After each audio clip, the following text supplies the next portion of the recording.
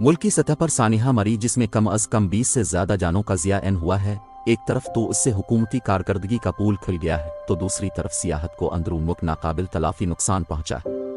ऐसी जगह जहां पर सिर्फ 4000 गाड़ियों के रुकने या ठहरने की गुंजाइश हो वहां इससे 10-20 गन्ना से भी ज्यादा तादाद में गाड़ियों का इज्तिमा और उसके साथ हजारों खानदानों का इज्तिमा कोताबीनी का गमाज है। दूसरी तरफ हुकूमती वज़रा के बयान के इतने ज्यादा सय्या मरी जा रहे हैं जैसे कि ये उनकी सियासी कामयाबी है, और वहाँ हालात ये कि दूर दूर तक कोई आम पुलिस और ट्रैफिक पुलिस वाला नजर नहीं आ रहा था, न बर्फ को काटने वाले बंद गाड़ियों को स्टार्ट करने का कोई इंतजाम नजर न आया। क़ारीन, जैसे हमारे यहाँ हर रोज हर शहर में ट्रैफिक जाम नजर आती है, ऐसे हालात में मरी में गाड़ियों का अज़देउम और उनका बर्फ में फंस जाना कोई अनहोनी बात नहीं। इससे हमारी कौम की बैन अल-अक़वामी सतह पर जुग हंसाई हुई। हमारे यहाँ ये रोजमर्रा का मामूल है कि अगर एक सड़क पर एक तरफ रश ज्यादा है तो उसकी मुखालिफ समत भी मोटरसाइकिलों रिक्शों गाड़ियों का एक हुजूम लग जाता है। कोई नहीं देखता कि अब किया होगा कैसे ट्रैफिक चलेगी, हत्ता कि जब तक कोई ट्रैफिक पुलिस वाला आकर सख्ती से कतार ना लगवाए किसी जगह कोई कतार अपना देखेंगे। ये है हमारा नफसन नफसी का कौमी इजहार। कोई नज़्म व ज़ब्त नहीं, हमने खुद कभी दूसरे गुजरने वाले को गुजरने के लिए तक रास्ता नहीं देना पसंद करते, अगरचे हम बातों में ज़मीन आसमान के क़ुलाबे मिलाने में यद तूली रखते हैं। यही हाल हमारे हर इदारे का होता जा रहा है।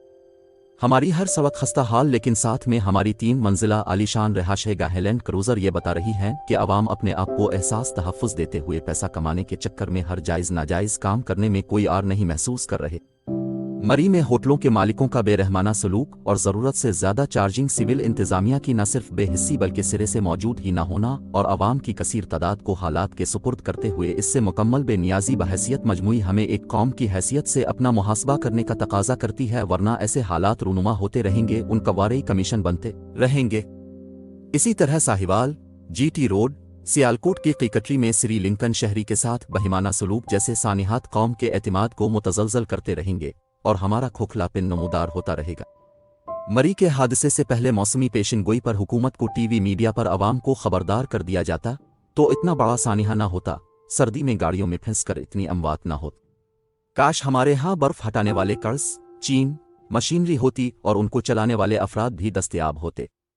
अर्द गिर्द के रेस्ट हाउसेस, एक इदारे का बड़ा सेटअप और बड़ी खाली इमारतें और उनके मकीन ही बर वक्त पहुंच जाते। ये बेहिस्सी कहाँ तक, ये खुद गर्जी नफसन नफी आखिर कब तक हमारे कौमी तशख़्ख़ुस को मजरू करती रहेगी। ताज़ा तरीन इत्तलात के मुताबिक हुकूमत की इंक्वायरी कमेटी ने ज़िलाई इंतज़ामिया को जिम्मेदार करार दिया है कि 1 लाख से ज़्यादा गाड़ियों को मरी में क्यों दाखिल होने दिया गया, क्यों मुनासिब रहन सहन के इंतजामात न किए गए, क्यों एक रात के होटल में रहने का किराया 50,000 तक चार्ज किया मांगा जाता रहा, क्यों बर्फ में फंसी गाड़ियों को बर्फ को हटाकर निकालने के लिए मुनासिब मिशनरी मुहैया न की गई।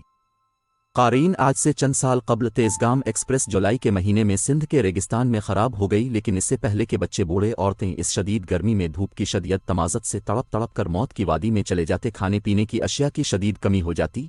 वहाँ के लोगों का एक हुजूम, हाथों में पानी के कूलर, खाने की देगें लिए आ गया। ये करीब के गोट के रिहायशी थे जो खबर सुनते बिलकते सिसकते मुसाफिरों के लिए तमाम सामान ले आए और कुछ मुआवजा के वो तलबगार न थे।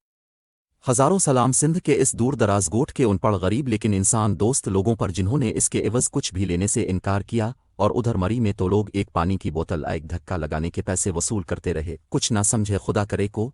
मरी के इस सानिहा से मुल्क का नाम बदनाम ही नहीं हुआ बल्कि मुस्तकबिल के लिए सियाहत के दरवाजे जो सिक्योरिटी की वजह से पहले ही बंद हो चले थे अब वाह होने में कहीं मजीद ताख़ीर का शिकार न हो।